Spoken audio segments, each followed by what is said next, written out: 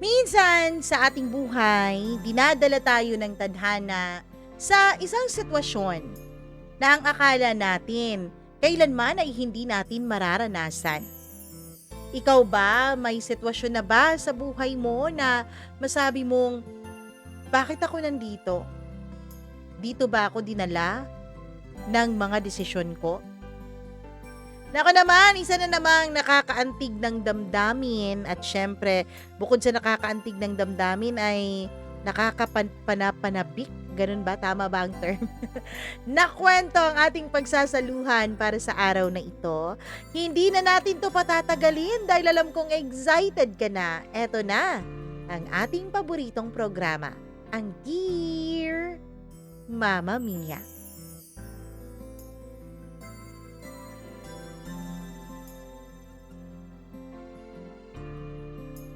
May mga nangyayari sa ating buhay na bunga ng ating mga naging desisyon. Pero meron rin namang pangyayari na tayo ay sinusubok kung kaya ba nating magtimpi o hahayaan ba nating lamunin tayo ng buhay ng ating mga nararamdaman. Dear Mama Mia, tawagin niyo na lamang ako sa pangalang Ray. Isa po akong private tutor para sa mga batang meron pong mga special needs. 5 taon na po akong nagtuturo, Mama Mia. At sa panahong yon, sanay na akong humarap sa iba't ibang klase ng mga magulang. Merong mga strikto, maepal, walang pakialam, at meron din namang mga overprotective. Pero wala kahit sinong naging magulang ng estudyante ko ang nakagulo sa katahimikan ng pagkatao ko, gaya ng ginawa sa akin ni Ma'am Ayen. Unang beses ko po siyang nakita sa pintuan ng kanilang bahay. Napakasimple lang niya, Mama Mia.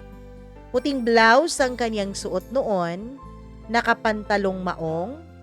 Ang buhok niya ay nakaban, pero may kung anong alon sa paraan ng paglalakad niya. Para pong sumasabay ang kanyang mga balakang sa isang tugtog na hindi ko naman naririnig. Tapos, Mama Mia, ang mga titig niya ay matagal pong tumatama sa akin. Hindi ko maikakaila na ako ay apektado sa uri ng kanyang pagtitig sa akin. Sa bawat pagkakataon na tinititigan niya ako, ay natitigilan talaga ako, Mama Mia. "Hi, ikaw si Ray?" tanong niya. "Ah, yes po ma'am, ako po yun." Kagatlabi kong tugon habang pinipilit kong pinanatiling profesional ang aking postura. Kahit na ang totoo, Mama Mia, ay nadadarang na ako sa ganda ng babaeng nasa aking harapan. Hindi ko akalain na maaapektuhan ako ng ganito sa isa sa mga nanay ng estudyanteng tinuturuan ko. Hindi ko alam kung ano ba ang mas nakakahiya, ang pagkakabighani ko ba sa kanya o ang pakiramdam kong alam niyang pinagmamasdan ko siya. Ang anak niya ay itago natin sa pangalang Gab. 8 taong gulang si Gab. Merong mild autism at medyo delayed ang language development niya. Mabait siyang bata kahit meron siyang ganong kondisyon. Tahimik lang at madali siyang turuan, lalo na kapag nasa mood siya. Pero Mama Mia, sa tuwing tinuturuan ko po ang bata, hindi naman po si Gab ang laging laman ng utak ko, lalo na pagkatapos ng bawat session namin, kundi ang kanyang nakakabighaning nanay, si Ma'am Ayen. Ang paraan ng pagsulyap niya tuwing nagkakape siya habang nagtututor ako sa kaniyang anak sa sala ay hindi ko maipagkakailang nakakabilis ng tibok ng aking damdamin. Ang paraan ng pagkakaupo niya sa dining chair habang hawak ang kaniyang cellphone pero paminsan-minsan ay tumitingin sa akin. Hindi dahil sa kaniyang anak, kundi nakikita ko talaga na ako ang tinitignan niya. Ako ang tinititigan niya. Hindi ko alam kung nagpipiling lang ba talaga ako noong mga panahon na yon. Basta yun ang nararamdaman ko. Walang salitang namamagitan sa amin. Walang pisikal na galaw ng paglapit. Pero ang mga sulyap niyang yun, Mama Mia, ay sapat na para kabahan ako. Sapat na para manigas ang kalamnan ko. At mas malakas pa yon kesa sa anumang haplos o anumang hawak ng kahit na sino sa kahit na saang bahagi ng aking katawan. Mama Mia, pinipilit ko pong kalimutan ang nararamdaman ko kay Ma'am Ayen. Pinipilit kong paalalahanan ng sarili ko na nandito ako para i-tutor ang anak niya, hindi para landiin siya. Pero may mga pagkakataon talaga na hindi natin naiiwasan at nade-deny ang init ng ating katawan. Isang araw, Mama Mia, naiwan akong mag-isa sa sala nila. Kumuha ako ng tubig sa loob ng kanilang ref. At dahil medyo bukas ang pinto ng kanyang kwarto, ay nasulyapan ko siya ng hindi sinasadya na nakatayo sa harap ng isang salamin. Suot niya ang isang puting slip dress. Manipis na manipis yun at halos kita ko na ang hubog ng kaniyang buong katawan. Tumingin siya sa salamin. Hindi niya alam na nakikita ko siya mula sa pagitan ng kortina at ng bukas niyang pintuan. At sa sandaling iyon, Mama Mia, ang pagkakaayos niya ng kaniyang buhok habang wala siyang suot-suot na bra sa liwanag ng bintana at sa katahimikan ng paligid, pakiramdam ko ay para pong tumigil ang oras. Parang tumigil ang ikot ng mundo. Mama Mia, hindi naman siya naging bastos. Wala naman siyang pinapahiwatig sa akin na kung ano. Wala siya sigurong intensyong mang-akit. Sadyang ako lang talaga itong naaakit sa taglay niyang kagandahan. Sadyang ako lang talaga itong nabibighani ng kaniyang alindog. Sa mga mata kong gutom sa laman at damdamin, Mama Mia, ang eksenang nakita ko sa araw na yon ay isang eksenang kailanman ay baka hindi ko makakalimutan.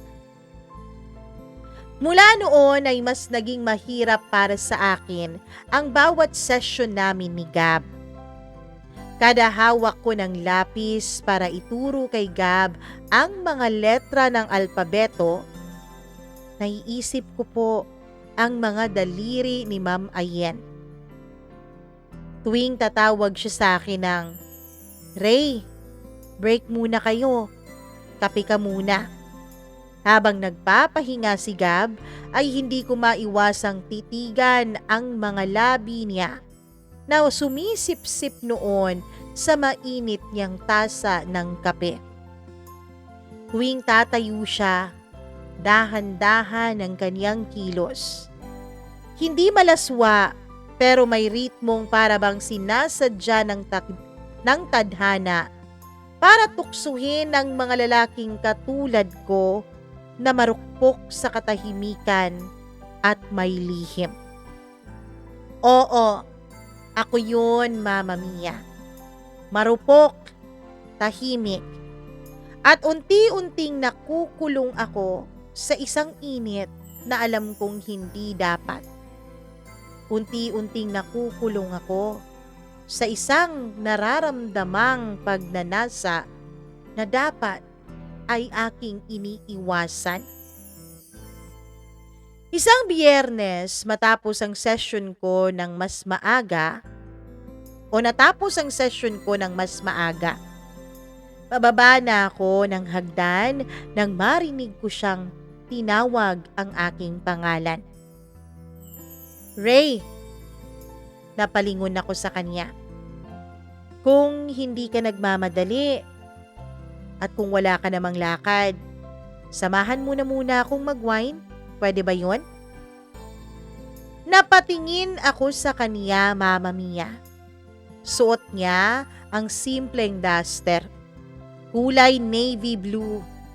Manipis pero hindi naman lantad. Ang buhok niya ay palagi pa rin nakaayos. Kung noon ay ayos ito't nakapusod, ngayon naman ay maayos pa rin naman ito kaya lang nakabagsak sa kanyang balikat. Nung tignan ko siya ay mukhang hindi siya ina. Hindi siya kliyente. Mukha siya ng isang babaeng para bang inaakit ako na sumayaw kami sa isang ritmong kami lang ang magkakaintindihan. Pero kahit na alam kong dapat akong umiwas, dapat akong umalis, ay hindi ko yun ginawa. Sure, sige po, sagot ko.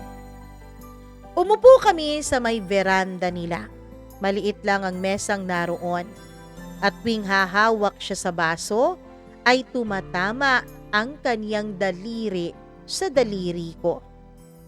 Hindi niya iniiwas. Hindi nga siya nagugulat eh. Para bang alam niyang magtatama ang mga daliri naming dalawa. At sa bawat salin ng alak, parang may binubuhos siyang ibang uri ng lakas at ibang uri ng init sa pagitan naming dalawa. Pagkatapos ng ikalawang baso, nagsimula siyang magsalita ng mas personal, Mama Mia. Tinanong mo ba kung minsan, Ray, bakit ako palaging nandito sa bahay? Pero bihira naman akong ngumiti? Tanong niya. Natahimik ako sa tanong na yon. Totoong na-curious ako noon kung bakit parang hindi siya ngumingiti. Nag-isip nga ako noon, Mama Mia, kung may pinagdadaanan ba siya o talagang ganun lang siya. Hindi lang talaga siya palangiti. Tahimik lang ako sa tanong niya na yun at hindi ako nagsalita. Hanggang siya na mismo ang nagsabi ng kwento. May asawa ako, pero matagal na siyang nasa abroad, Ray. At parang matagal na rin siyang walang balak na umuwi sa akin, sa amin ng anak namin. Hindi ko alam kung totoo ba ang sinasabi niyang hindi lang talaga sila pinapayagang magbakasyon o ayaw niya lang talagang magbakasyon dito. Hindi ko alam kung ano ang itutugon ko sa kaniyang mga binanggit, Mama Mia. Pero tumingin siya sa akin. At ang tingin na yon ay hindi parang humihingi ng payo, kundi para ipakitang hindi siya perpekto. At ipakita sa akin na oo, may pinagdadaanan siya. Hindi siya ngumingiti, hindi dahil sa malamig lang talaga siyang tao, kundi dahil may kinikimkim siyang sakit sa puso niya. Mama Mia, nagulat ako nang bigla niyang hinawakan ang pulso ko. Sandali lang ang hawak na yun, isang dampi lang naman. Pero sa simpleng pagkakadikit ng mga balat namin, para bang pinindot niya ang isang button ng init na matagal ko nang nilalabanan. Ng init na matagal ko nang ikinukubli sa aking kaloob-looban. Mama Mia, nagpaalam ako sa kanya bandang 9:00 na ng gabi. Ngunit bago ako lumabas ng gate ay tinawag niya akong muli. Ray, Anya. Mahina ang kanyang boses. Pagharap ko ay naroon siya sa pintuan. Mag-isang nakatayo. Walang kape sa kamay, wala ring wine. Wala siyang kahit na anong hawak. Gusto ko lang magpasalamat sa pakikinig mo sa mga rant ko sa buhay. Tumango ako. Hindi siya lumapit, Mama Mia. Hindi rin naman ako lumapit sa kanya. Pero alam ko na simula sa gabing iyon, bago kami pumikit para matulog, alam kong pareho kaming may tinanim sa isip ng isa't isa. Mama Mia, alam kong hindi kami nagkadaupang labi. Walang halik na namagitan sa amin ng gabing yun. Pero mas ramdam ko na para bang nag-iinit ang mga namamagitan sa amin. Pati na rin ang mga alaalang naiwan namin sa isipan ng isa't isa. Simula noong nag-share siya sa akin ng kanyang hinanakit, pakiramdam ko ay mas naging tahimik pa ang bawat araw ng session namin ng anak niyang si Gab. Pero kahit natahimik kami, napansin ko naman na parang mas matalim na ang aming mga tinginan. Mas hindi na natatakot na ipakita sa mga tingin ang init na unti-unting kumukuwala sa aming mga damdamin. Nakikita at nararamdaman na namin ang mga malalalim na mga buntong hininga ng isa't isa.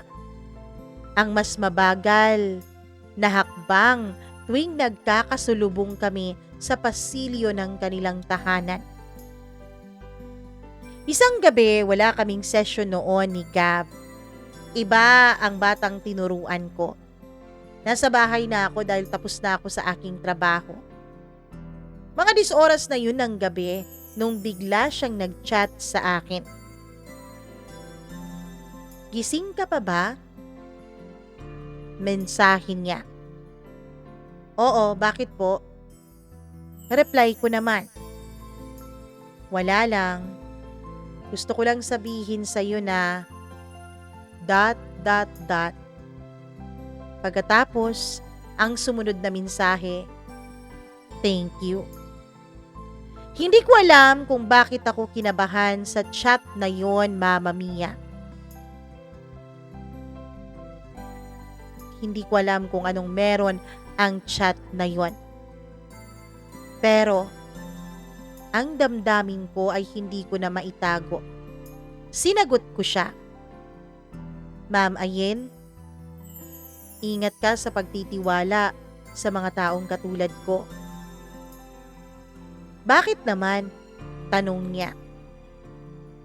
Kasi, aaminin ko sa inyo, hindi ako palaging profesional. Hindi na siya nag-reply matapos kong ma-send ang mensaheng iyon. Akala ko, Mama Mia, ay hindi na siya magre-reply pa.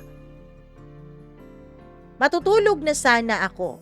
Isinara ko na ang cellphone ko nung bigla itong tumunog matapos ang siguro mahigit 10 minuto mula nung ma-send ko ang mensaheng iyon.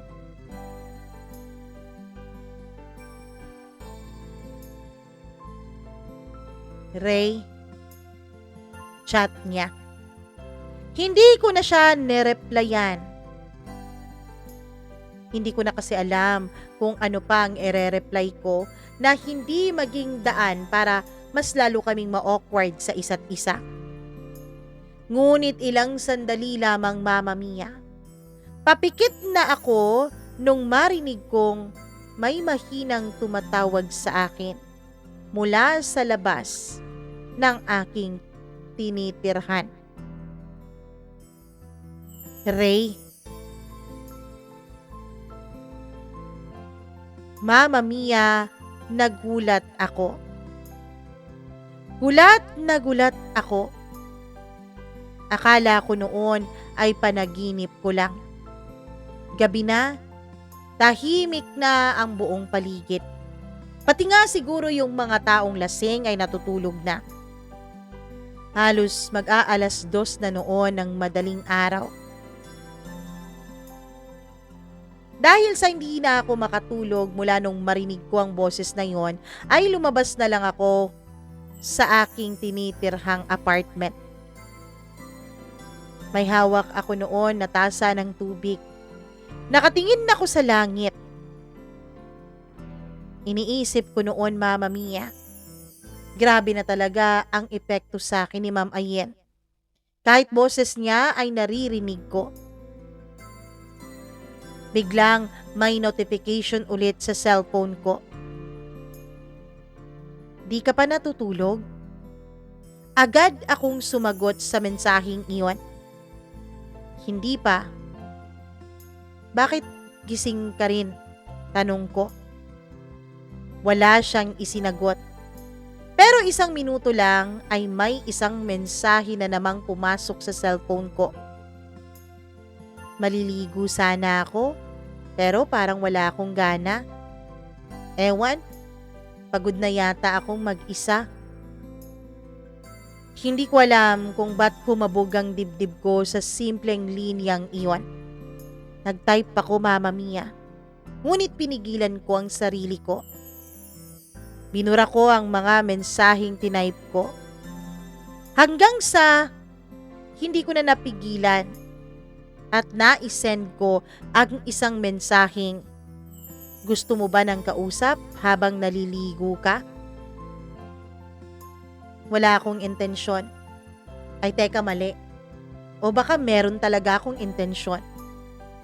Pero hindi siya nagalit sa text ko na yon. Ang sumunod niyang reply ay isang voice note. Mahinang lagaslas ng tubig. Walang salita, wala ring laman. Pero sapat na yon para hindi ako makahinga ng maayos. Sapat na yon para mag-isip ng kung ano-ano ang aking imahinasyon. Sapat na yon para makiliti ang utak ko at mag-imagine ng mga bagay-bagay. Kinabukasan ay parang walang nangyari. Normal ang naging session naming dalawa ni Gab. Tahimik ulit si Ma'am Ayen.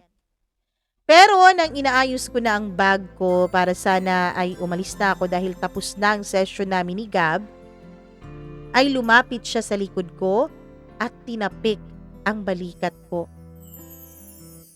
Ray, paglingon ko ay naroon siya. Hindi masyadong malapit, ngunit hindi rin masyadong malayo. May pagitan sa amin na para bang sinasadya niya para wag kaming tuluyang matupok ng kung anuman ng aming nararamdaman. Salamat kagabi, mahina niyang sabi. Wala naman akong ginawa para magpasalamat ka, sagot ko. Tumingin siya sa akin. Hindi niya itinago na tinitigan niya ako. Sa unang pagkakataon, kahit walang ngiti at kahit wala siyang make-up, ay nakita kong tila mas lalo siyang gumaganda, Mama Mia. Tila ba mas lalo siyang naging mas totoo at mas hinahanap na rin ng damdamin ko. Tumingin siya sa pinto ng banyo, nakaawang yon. Basa pa ang tiles. Mainit pa ang singaw mula sa shower. Mama Mia, dun ko naramdaman na hindi ko na yata kayang pigilan ang damdamin ko. Na hindi na yata ako lalabas sa bahay na ito ng buo pang pagkatao ko. Pero lumunok ako. Pilit na binabalik sa normal ang tibok ng dibdib ko, pati na rin ang init ng katawan ko. Bago ako umalis ay inabutan niya ako ng malamig na tubig. Mama Mia, tinanggap ko yon.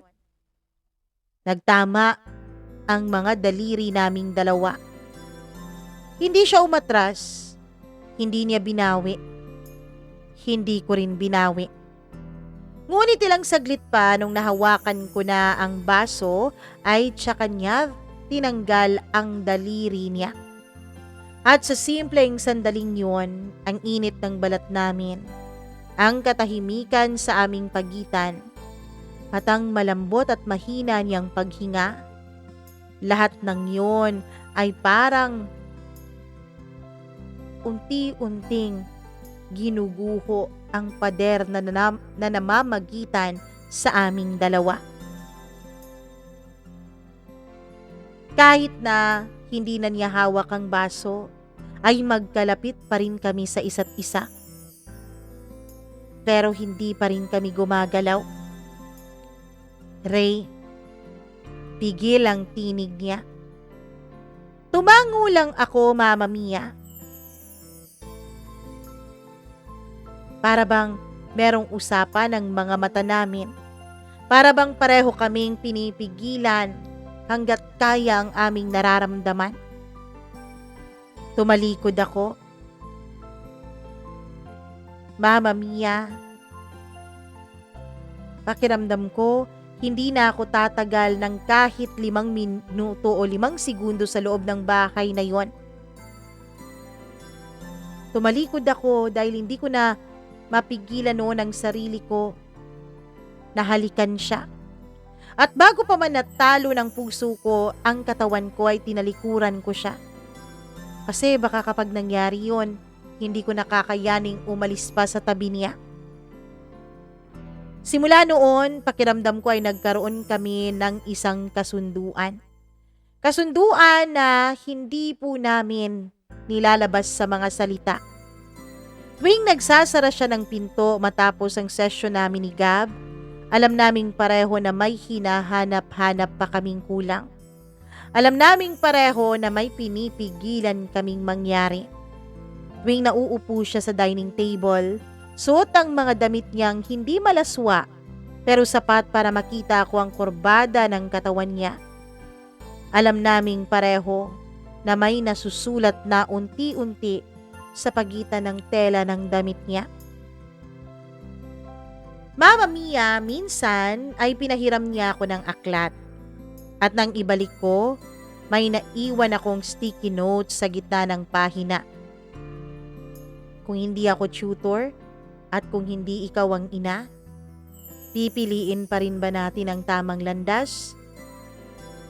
O hahayaan natin ang ating mga damdamin? Mama Mia, wala siyang sinabi nung makita niya ang note na yon. Pero sa sumunod na araw, sa mesa kung saan nakalagay ang kapeng inihanda niya para sa akin, ay may iniwanan siyang isang piraso ng papel. Kung pipili ka ng tama, pipiliin kita sa susunod na pagkakataon. Sabi niya dun sa papel. Mama Mia, alam naming pareho na kahit mahirap pigilin ang aming mga damdamin ay dapat talaga namin itong kitilin at sikilin. Dahil kahit saang anggulo pa man tignan, mali ang aming nararamdaman. Siguro nga hindi mali ang damdamin namin, kaya lang mali ang pagkakataon. Isang gabi, bumuhos ang pagkalakas-lakas na ulan. Nawala ng kuryente ang buong barangay namin dahil maraming parte na ng barangay ang lubog sa baha. Madilim, tahimik, malamig. Mama Mia, dahil nasa iisang barangay lang kami, ay hindi pa po ako nakakaalis noon sa bahay ni na Ma'am Ayen. Umuulan na kasi nung matapos ang session namin ni Gab. Sabi ko, mamaya ko na lang tatapusin ang mga trabaho ko sa bahay kapag tumila na ang ulan. Ilang saglit pa ay tumawag si Ma'am Ayen. Ray, nandito ka pa ba? Nandito ka ba sa malapit? Bakit po? Sigaw ko. Wala akong ilaw eh. Si Gab umiiyak na dun sa kwarto niya, takot sa dilim. Nagtatatakbo na. Sige po, hindi po muna ako aalis. Sabi ko mula sa labas. Nag-aabang na kasi ako noon sa labas na tumila ang ulan para umalis ako. Pero dahil hindi pa tumitila ay hindi pa ako naglakad palayo. Ray, baka pwedeng samahan mo na muna kami ngayong gabi. Wala akong dalang flashlight pero may dala akong dahilan para hindi umalis, Mama Mia. Nung nakapasok ako ulit sa bahay nila ay sinalubong ako ng liwanag ng kandila at ang amoy ng bagong timplang tsaa. Si Gab naman, sabi niya, ay nasa kwarto na raw. Napatulog na raw niya pero kanina ay nagtatakbo raw ito. Natagalan daw sa pag-idlip ito.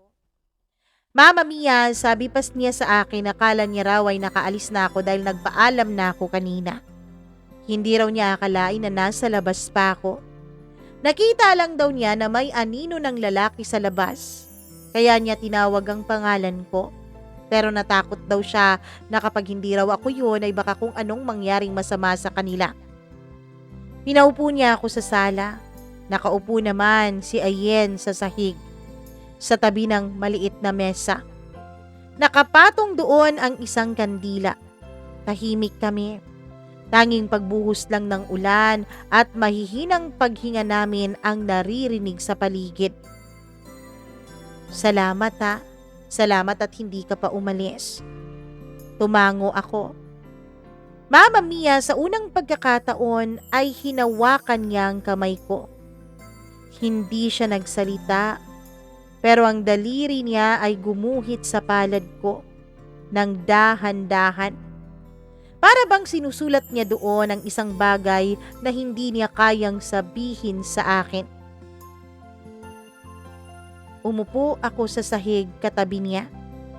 Magkahawak ang kamay naming dalawa. Hindi naman sa magkahawak na nakakross sa isa't isa. Nakadantay ang kamay niya sa aking kamay. Nanatili kami sa ganong posisyon.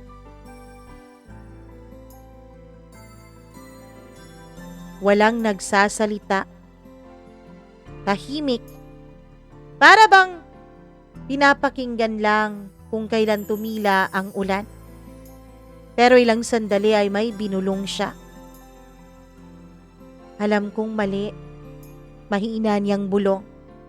Pero minsan, gusto ko pa ring maramdaman na babae pa rin ako. Tumingin ako sa kanya. Hindi ako nagsalita, Mama Mia. Lumapit siya ng bahagya sa akin. Ang mukha niya, halos ilang pulgada na lang ang layo sa akin. Ramdam ko ang hininga niya. Mabagal, mainit. Wala akong hinihingi. Gusto ko lang maramdaman ulit na hindi lang ako nanay, na hindi lang ako asawa sa papel, na may lalaking nakatingin sa akin hindi lang dahil sa may obligasyon ako sa kanya, kundi dahil gusto niya ako, dahil kailangan niya ako. Mama Mia, hinaplos ko ang pisngi niya. Dahan-dahan, na para bang pinupunasan ang luhang hindi pa bumabagsak. Nagpatuloy ang ulan sa labas. At sa loob ng bahay, tahimik ang mundo naming dalawa. Nagkulong kami sa katahimikan. Hindi na nakadantay sa pagkakataong ito ang kamay niya sa kamay ko. Medyo umatras na siya ng konti dahil unti-unti na ring nauubos yung kandila kaya napalitan niya. Ilang sandali ay lumapit ako.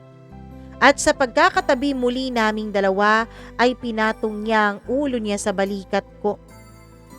Wala kaming usapan, wala ring gumagalaw. Pero sa bawat segundo ng gabing yun, para kaming dalawang kaluluwang sandaling pinayagan ng tadhana na magpahinga sa piling ng isa't isa. Habang nakapikit siya sa balikat ko ay marahan ko namang hinaplos ang buhok niya. Pababa sa kanyang batok, dama ko ang init ng kanyang balat sa ilalim ng malambot na tela ng kanyang blusa. At sa bawat haplos kong yun, nagkakaroon ng kulay ang gabi. Kahit na nanatili pa ring walang kuryente. Kinabukasan ay maaga akong nagising sa sofa. Si Gab naman ay gising na rin, nanonood ng cartoons. Si Ma'am Ayen ay nagtitimpla ng kape sa kusina. Ngumiti siya sa akin. Yung ngiti na para bang punong-puno ng pasasalamat. Wala kaming pinag-usapan tungkol sa nangyari nung gabing yon, Mama Mia. Pero sa bawat tingin niya habang inaabot niya ang tasa, ay parang nandun pa rin ang gabing yon. Kapag nag-aayos siya ng kung ano mang bagay at napapatingin siya sa akin, ay naaalala ko ang kakaibang dulot ng init nung gabing yon. Walang nangyari sa amin, ni hindi nga kami naghalikan. Pero sapat na yun, Mama Mia, para maramdaman namin na nandun kami sa isa't isa. Sapat na para maramdaman namin na kailangan namin ang isa't isa. Tumagal ng ilang linggo na tila ba bumabalik na sa normal ang lahat. Nung una kaming nagkakilala, nung una akong nag-inquire kung naghahanap ba siya ng tutor para sa anak niya. Mama Mia, bumalik din ako sa pag-tutor kay Gab tuwing 2:00 ng hapon. Nagdagdag siya ng session. Ginawa niyang halos araw-araw na ang session dahil nakikita raw niya na may development kay Gab. Bumalik na rin siya sa pagiging tahimik na nanay sa likod ng pinto sa tuwing dumadating ako. Pero Mama Mia, kahit na pinilit naming ibalik ang lahat sa dati, hindi ko pa rin makalimutan yung mga nangyari sa amin. Lalo na sa bawat pag-upo niya sa upuan, sa bawat dampi ng palad niya kapag inaabot niya ang notebook ni Gab o nag-aabot siya sa akin ng bayad, ay naramdaman kong naroon pa rin ang init. Para bang katawan lang ang umiiwas pero ang damdamin ay laging nakatingin. Ang damdamin ay laging nakalingon. Hanggang isang araw, bigla na lang niya akong tinanong, "Ray, may plano ka bang umalis?" Nagtaka ako noon sa kanyang naging tanong. "Po, anong ibig mong sabihin?" "Wala lang, naisip ko lang, kung matatapos na si Gab sa programang binigay mo sa kanya, aalis ka na rin ba sa bahay namin at sa aming mga buhay?" Hindi ako nakatingin, Mama Mia. Hindi ako nakatingin ng diretso sa mga mata niya. Dahil nandun ulit yung kanyang pagtitig. Yung titig niya na hindi lang tanong, kundi pag-aalala. At nakikita kong naroon pa rin ang init ng pagnanasa. Pinipilit naming pigilan ang mga sarili namin. Mama Mia, lumaki po ako sa isang broken family. Iniwanan po kami ng ama namin, mga bata pa lamang kami dahil sumama ito sa pinsan ng nanay ko na naging kabit niya. Kaya naman galit ako sa mga kabit. Naiinis ako sa kanila. Kaya hindi ko gagawin ang bagay na yon.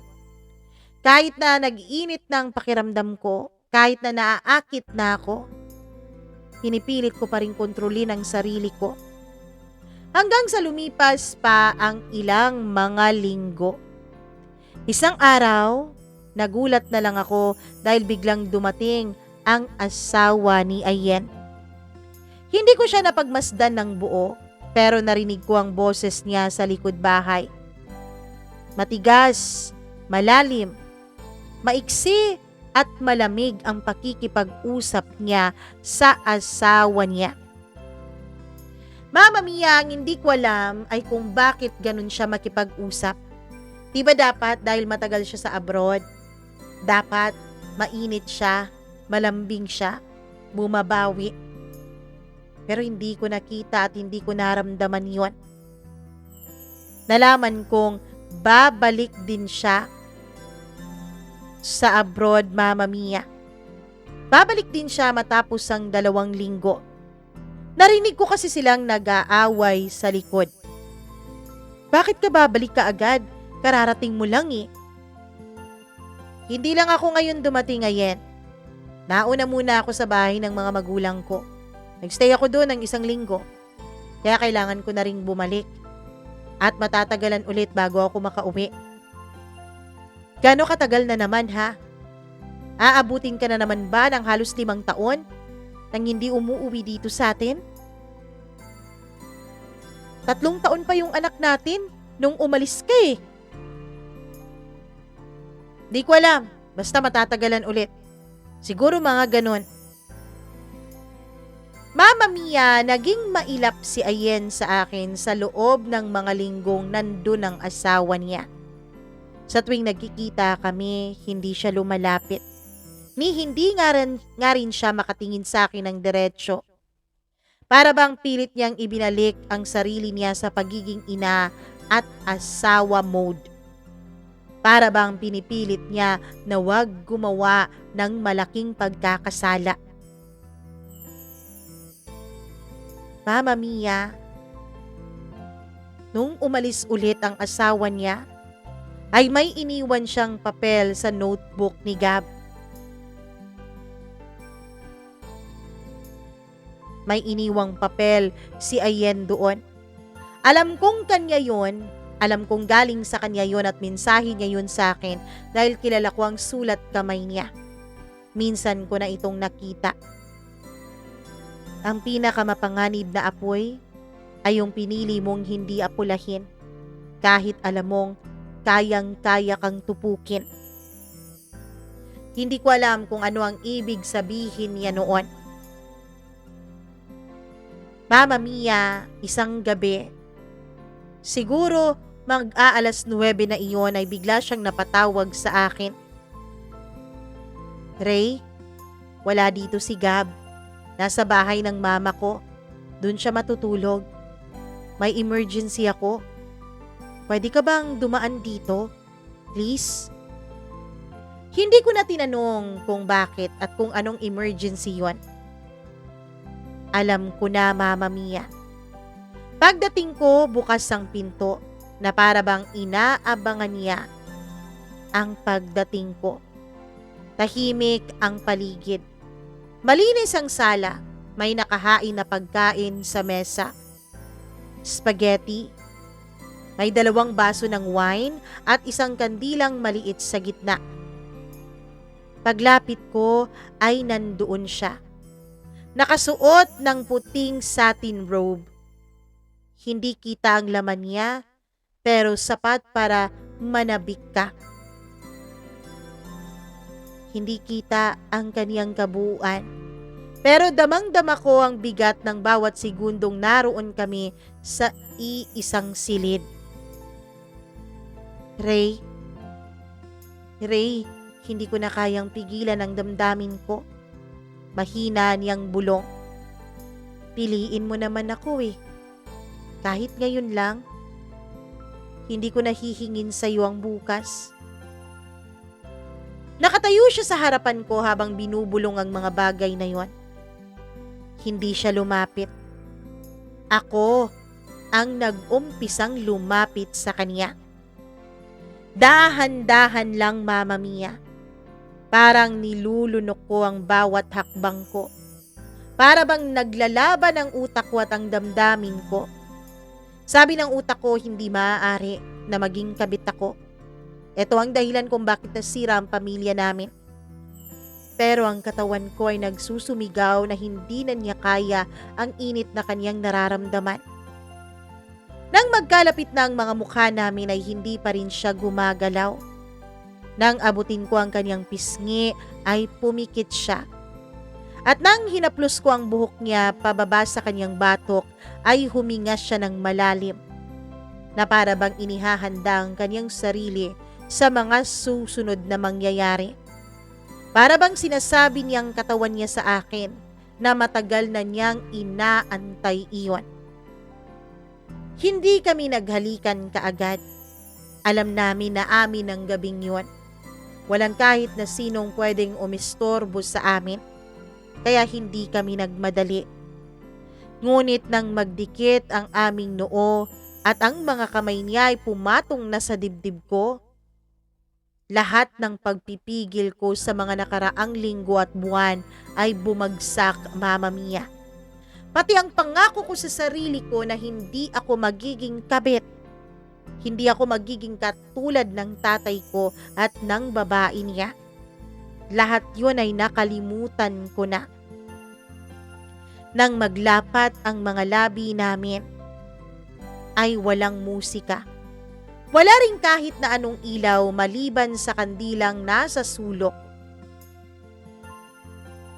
Ang musika lamang sa aming paligid ay ang ihip ng hangin na para bang nagbabanta na may paparating na malakas na bagyo. Ang halikan namin ay hindi mapusok. Ang halikan namin ay hindi dala lamang ng nag-iinit na pagnanasa. Hindi marahas, kundi puno ng lungkot. Ang mga halik niya ay puno ng pangungulila, Mama Mia. Puno ng pagnanais na mahalin siya ng tama. Naramdaman ko sa bawat halik niya na para bang matagal niya itong iniyakan tuwing gabi. Para bang noon pa man, isinusulat na niya sa puso niya ang gabing ito. At ngayon ay nabigyan siya ng lakas para isabuhay ang iniisip niyang mangyayari sa amin. Hawak niya ang batok ko. Nakapikit ang kaniyang mga mata habang hinahalikan ako. Ang daliri ko naman ay dahan-dahang gumuhit sa balikat niya, pababa sa kanyang braso hanggang sa hawakan niyang palad ko at dinala yun sa puso niyang napakabilis ng tibok. Dinala niya ako sa kwarto. Tahimik pa rin kaming dalawa. Hindi kami nagmamadali, Mama Mia. Inupo niya ako sa gilid ng kama at siya naman ay tumayo sa harap ko. Isa-isa niyang tinanggal ang mga suot niya. Ang pagkakabuhol ng robe niya. Hindi niya ito tuluyang hinubad. Iniwan lang niya itong bahagyang nakabukas.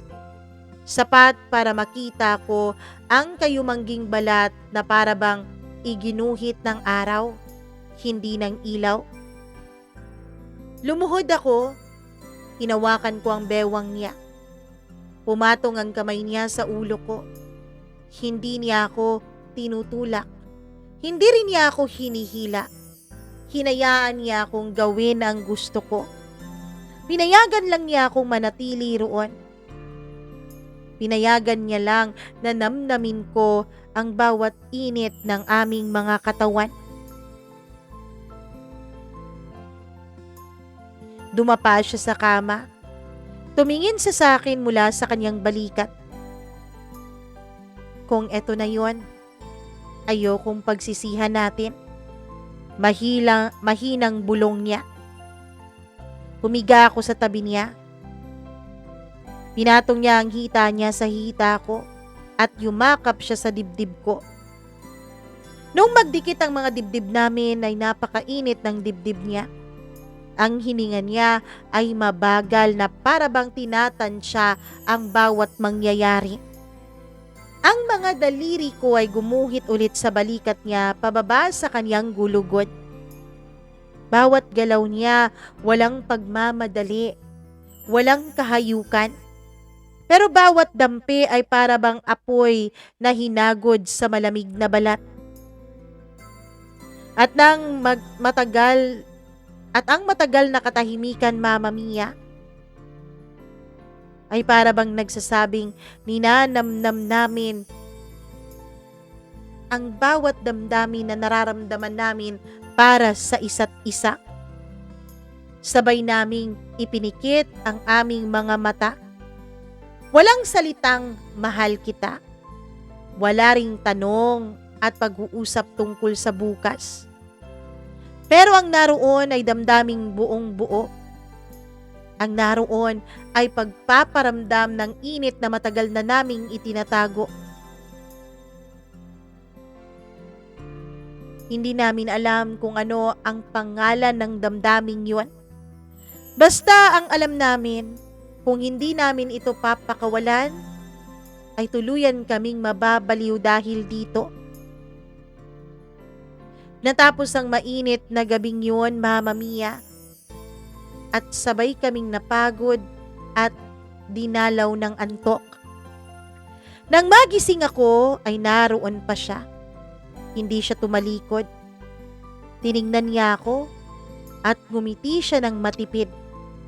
Tila ba may mga luhang gustong pumatak pero pinili niyang pigilan at ikulong. Ray, bulong niya. Salamat Salamat. Wala na akong nasabi. Hinawakan ko lang ang kamay niya. At sa huling beses, bago ako tumayo sa kama, ay hinalikan ko ang likod ng palad niya. Hindi bilang guro o tagapagturo ng anak niya. Hindi rin bilang lalaki, kundi bilang isang taong minahal siya kahit alam na hindi pwede. Pagkatapos ng gabing yun ay bumalik ako sa bahay. Tahimik. Hindi ako nag-message sa kanya. Hindi rin siya nag-message sa akin, Mama Mia. Wala kaming naging kasunduan. Wala kaming usapan kung uulitin pa ba namin yon o dapat na naming kalimutan. Ngunit nung nagbalik ako sa sumunod na session ni Gab, ay parang walang nangyari. Si Ma'am Ayen, magaan na ang kanyang ngiti. Wala na sa kilos niya ang bigat ng kahapon. Pero ako, ramdam ko pa rin ang mga labi niya sa leeg ko, ang palad niya sa dibdib ko, at ang ungol niyang pinigil sa gitna ng dilim habang magkaulayaw kaming dalawa. Sa harap ng anak niya ay matyaga akong nagtuturo. Nagbabasa ito ng mga syllables. Pinilit kong ibalik ang sarili ko sa pagiging tutor lang ni Gab. Hindi ang lalaking nakasama ng kanyang mama sa kama. Habang nakikita ko po si Gab at tinuturuan ko siya, Mama Mia, ay hindi ko maiwasang isipin at makita sa kanya ang dati kong sarili. Ang batang ako.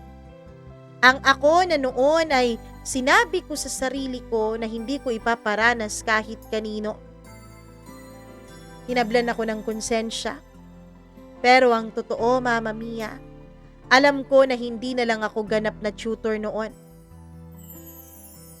Hindi na lang ako tutor ni Gab, kundi tutor na rin ako ng mama niya. Tutor ng isang bawal na paglalapit ng katawan namin sa isa't isa. Minsan, Mama Mia, habang pauwi ako galing sa session ko kay Gab, ay nakasalubong ko ang mama ni Ayen, si Aling Nora. Oy Ray, alam mo mabait ka raw, sabi ng apo ko. Lagi kanyang kinukwento. Sabi pa niya, palagi raw masaya pag session yun na. Ngumiti lang ako. Pero ramdam kong nanginginig ang loob ko, Mama Mia. Alagaan mo sila, ha? Sabay tapik sa balikat ko. Walang ibang tumitingin sa mag-ina, kundi ikaw lang sa ngayon. Tumango ako, Mama Mia. Hindi ko alam kung may ibig sabihin ba ang mga salitang iyon ni Aling Nora, kung may alam ba siya. Pero ang mga salitang iyon ay parang naging mga susi na pilit na pinapaalala sa akin ang gabing aming pinagsaluhan dalawa. Pinaalala nito ang sinira kong pader. Ngayon, Mama Mia, ngayon ay hindi ko na alam kung papaano ba mawala ang guilt na nararamdaman ko. May lihim ako sa loob-loob ko. Nagagalit at naiinis ako sa sarili ko. Galit na galit ako sa mga kabit. Galit na galit ako sa mga naninira ng pamilya. Pero ngayon, malapit na akong maging isa sa kanila. Pagkatapos ng isang buwang katahimikan mula nung may mangyari sa aming dalawa ni Ayen, ay bigla niya akong tinext. Ray, pwede ba tayong magkita sa labas? Usap tayo, hindi dito sa bahay. Nagkita kami sa isang maliit na karinderya malapit sa paaralan ni Gab. Tahimik siya, malalim ang mga mata, na tila ba matagal na siyang hindi nakakatulog. Matagal siyang hindi nagsalita. Hanggang sa bigla siyang nagtanong sa akin, "Paalis ka na, di ba?" Natigilan ako sa tanong na yon. Alam kong matatapos na ang program ninyo ni Gab. At kahit gusto kitang pigilan, Ray, hindi ko kayang humiling ng kahit na ano pa man sa'yo. Dahil alam ko, hindi ako malaya para gawin yon. Alam ko magiging unfair ako para sa'yo. Tumingin siya sa akin, Mama Mia. Hindi na mapanukso ang tingin na yon. Pero ang tingin na yon ay puno ng para bang pangungulila at kalungkutan. Oo, tapos na nga ang session naming dalawa ni Gab. Ang pagkuha kasi niya sa akin, Mama Mia, ay dahil na rin sa rekomendasyon ng paaralan ni Gab. Ang guro at ang prinsipal ang nagrekomenda sa akin para maging tutor ni Gab dahil kailangan ako ng bata. At ngayong matatapos na nga at nakuha na nga nila ang gusto nilang resulta, ay kailangan ko na ring umalis. Dahil tapos na ang role ko sa buhay ni Gab. Pagkaalis ko ng huling araw ng session namin, ay hindi na ako bumalik sa bahay nila. Nagpadala na ako ng rekomendasyon sa susunod na tutor, lalo pa nung minessage ako ng principal na kailangan ulit naturuan si Gab. Mama Mia, sabi ko sa sarili ko, sapat na ang isang gabing pagkakamali. Hindi porket nagkamali ako ng isang gabi, ay hahayaan ko na ang sarili kong malunod sa kasalanan.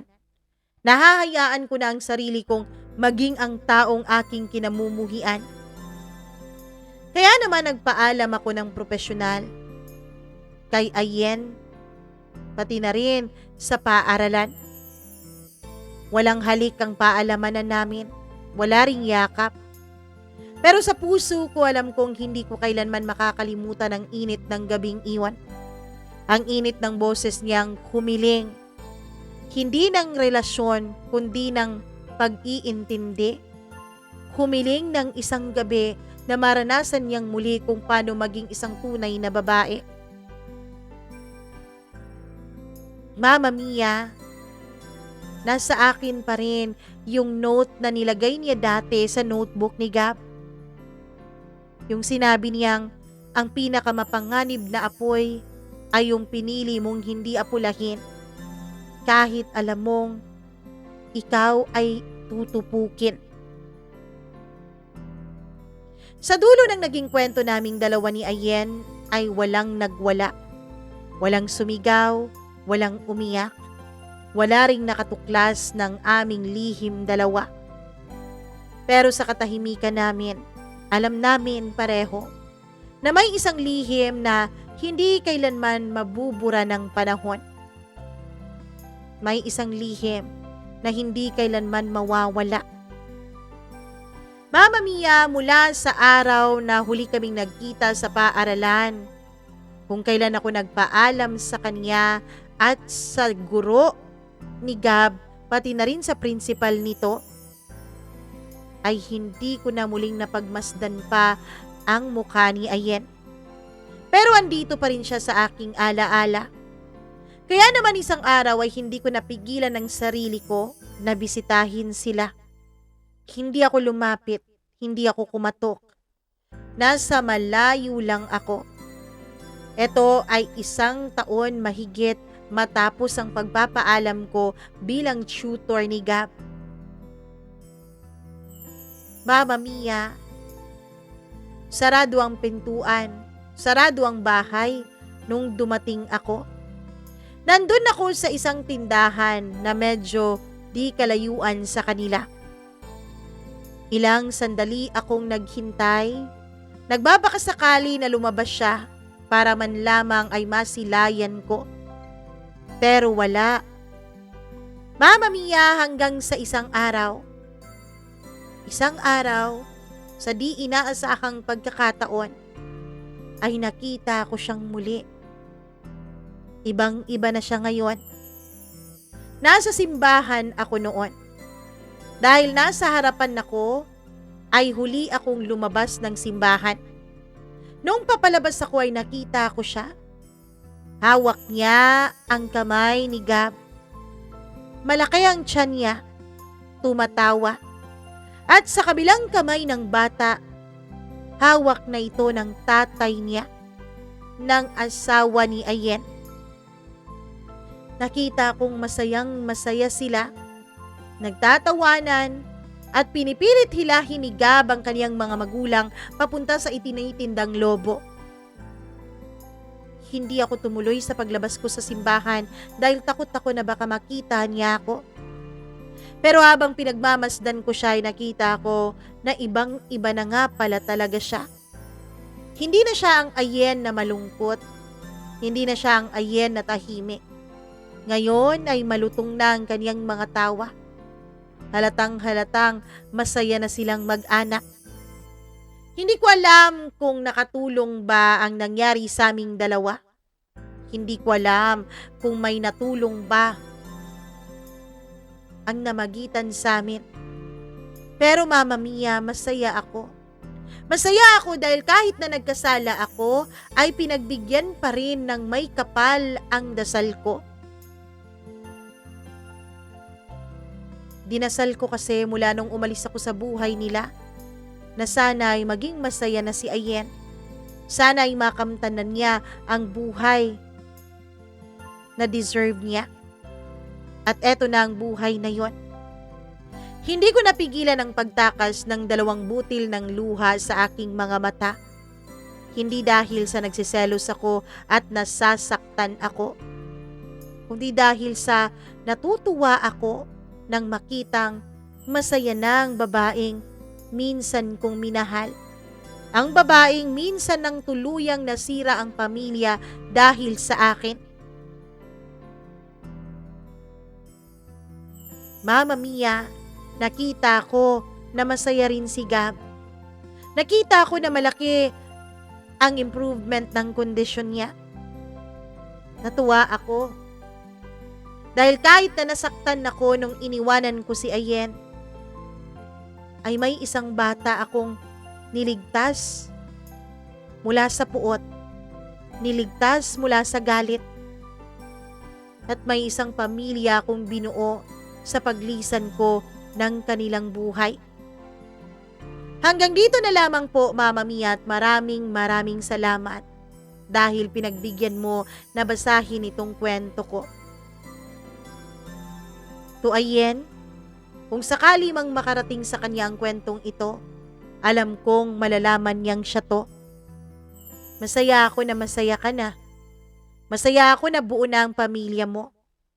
Huwag kang mag-alala.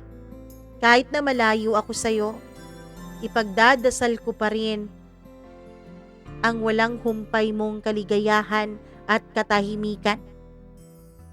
Babaunin ko hanggang sa paglisan ko sa mundong ito ang ala-ala nating dalawa.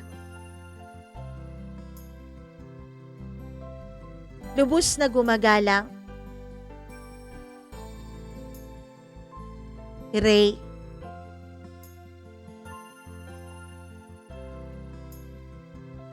May mga ganito palang uri ng kwento, May mga kwento palang hindi nagkakabistuhan.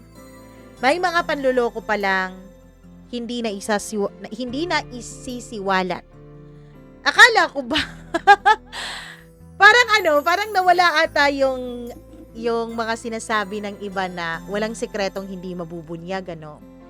Pero parang sa pagdating ng panahon na mabubunyag itong sikreto ninyo. Pero matutuwa na rin ako kung manatili iyong sikreto. Matutuwa na rin ako kung manatiling alaala na lang ang namagitan sa inyong dalawa.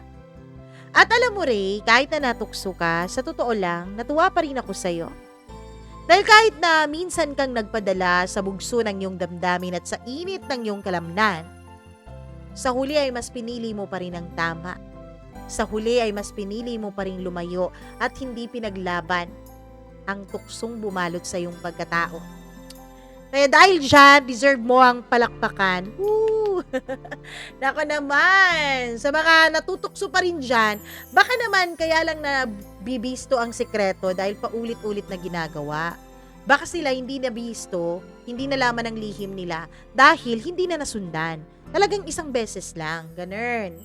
Nako naman, sa mga nakikinig dyan, kung may mga sikreto kayo, nako, kung sikreto yang makakasira ng pamilya, makakasira ng buhay, naku, tigilan nyo na. Tigilan nyo na hanggat hindi pa nabibisto. Dahil ang mga sikretong laging ginagawa, ang mga sikretong laging pinupunla, sigurado ako malalaman din nila yon. And sa lahat ng mga ayen ng buhay, mga babaeng hindi masaya sa kanilang pagsasama, sa kanilang relasyon, at sa kanilang asawa, nako, matuto kayong magsalita. Matuto kayong isalarawan ang inyong damdamin sa mga salita at syempre, hindi ito ipagsabi sa ibang tao, ha. Hindi tulad ng ginawa ni Ayen na doon niya pinagsabi kay Ray. Sabihin mo ito sa partner mo, sa asawa mo. Kung hindi ka masaya sa sex life ninyo, hindi ka kontento, sabihin mo. Mag-asawa kayo eh. Hindi kayo dapat naglilihiman sa isa't isa. Dapat komportable kayong magsabi ng totoo. Sabihin mo, dahil baka 'di ba may magawa siyang paraan para, alam mo na, para bigyan ng satisfaction ang mga pangangailangan mo. O kung kaya naman ay hindi ka na masaya dahil lagi kayong magkalayo, sabihin mo, i-communicate mo ng maayos. Dahil kasi minsan, may mga tao talagang sadyang manhid. May mga tao talagang akala nila ay okay lang ang kanilang ginagawa dahil hindi ka nagrereklamo. Dahil hindi mo sinasabi kung ano ang nararamdaman mo. Kasi si Ayen, base lang dito sa kwentong ito, ha, hindi natin alam ang totoo at ang buong kwento dahil hindi naman nagsulat sa atin si Ayen. Hindi rin nagsulat sa atin ang asawa niya. Ang nagsulat lang sa atin ay si Ray. So, base sa kwento ni Ray, pakiramdam ko itong si Ayen, ginagamit niya lagi yung bata na, oy, hindi ka na nakikita ng anak mo, parang ganon. Dun sa kaniyang asawa. Eh, ang asawa niya siguro, dahil alam niyang may kondisyon ng kanilang anak, alam niyang mahal ang magpaaral at mahal ang mag-alaga ng ganitong uri ng kondisyon, kaya siya nagtatrabaho. Baka ganon. 'Di ba? Hindi niya alam na sa pag-iipon niya ng pera, sa paghabol niya ng financial sources para sa kanilang anak at sa kanilang buhay, ay napapabayaan na niya ang kaniyang asawa. Akala niya dahil hindi naman siguro sinasabi ni Ayen ang tungkol sa pangangailangan niya bilang babae dun sa kaniyang asawa, akala niya siguro ay ayos lang kay Ayen. Pero, ito ang tatandaan nyo. Boys and girls and everything in between, tandaan nyo. Bawat tao may pangangailangan. May pangangailangang pisikal. Kaya kahit sana hindi niya sinasabi, dahil minsan, culture talaga nating mga Pinoy eh. Culture natin na parang nahihiya tayong magsabi at makipag-usap, lalo na tungkol sa bagay na yon. 'Di ba? Lalo na tungkol sa pagtatalik. Well, dapat normal na pinag-uusapan nyo ng mga mag-asawa. Kasi mag-asawa kayo. Okay? Sa mga lalaki diyang nakikinig, nako, lagi nyong tanungin, masaya pa ba ang asawa ko? Kontento pa ba ang asawa ko? Pati rin mga babae, dapat itinatanong nyo rin sa sarili nyo yan. Masaya ba ang asawa ko sa pagtrato ko sa kanya? Sa pag-aalaga ko sa kanya? Sa binibigay ko sa kanya? Nasa-satisfy ko ba siya? Parang ganon. dapat obligasyon natin yon, okay? At syempre, kung tayo ay hindi satisfied at hindi tayo tinatanong, huwag tayong lumingon agad sa iba. Maghanap agad ng init sa iba. Hindi. Sabihin mo muna ng paulit-ulit-ulit-ulit. At kung hindi talaga nagbabago, ay naku, iwan mo. Bago ka gumawa ng kung ano mang, alam mo na, aksyon na hindi dapat na ginagawa ng taong may asawa. Okay ba yon? Nako, maraming salamat, Ray, sa iyong kwento na ibinahagi dito sa atin na kahit medyo naalog ang mga utak natin sa kwentong iyon, ay ayos pa rin naman dahil, nako, may natutunan pa rin naman kami sa huli. Na kahit pala, nagkasala ka minsan o nabasa ka ng ulan, huwag ka nang maligo, pwede pala yun, patuyuin mo na lang. Charot, sana naintindihan nyo ang matalinghagang pagkasabi ko nun. Charot. Ewan ko ano nangyayari sa bibig ko. Anyways, maraming salamat sa inyo. Naway i-share at i-like nyo itong ating kwento. At pagkatapos nyo i-like at i-share, huwag kakalimutan na i-check kung kayo ba ay subscriber na. Kung hindi pa kayo subscriber, abay, ano pang hinihintay mo dyan? Mag-subscribe ka na at i-click mo na rin ang notification bell para lagi kang updated sa tuwing meron tayong bagong upload na nilalabas. At syempre sa ating mga members, oo, kung nagtataka kayo, bakit nagpa-member kayo, hindi pa nababasa ang inyong mga pangalan, dahil po, July, 10 po ito ni-record ang video na to. Kahit na 30 pa ito may ere. Ang tagal, ang dami nating advance recording. Hay ako kay Maureen Tugab, kay Angeline Puaso, G. Antorio, Gimaras Girl, Gail Easy, Giovanni Bailong, and Mila Raduban.